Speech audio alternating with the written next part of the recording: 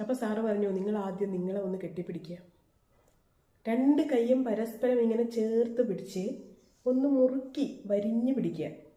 എന്നിട്ട് നിങ്ങളുടെ തല നിങ്ങളുടെ തോളിലോട്ടൊന്ന് ചായ്ച്ച് വെച്ചിട്ട് നിങ്ങൾ സ്വയം പറയാം, എനിക്ക് നിന്നെ ഇഷ്ടമാണ്, ഞാൻ നിന്നെ ഒരുപാട് സ്നേഹിക്കുന്നുണ്ട്, നിന്റെ ഏതവസ്ഥയിലും ഞാൻ നിന്റെ കൂടെ ഉണ്ടാവുമെന്ന്.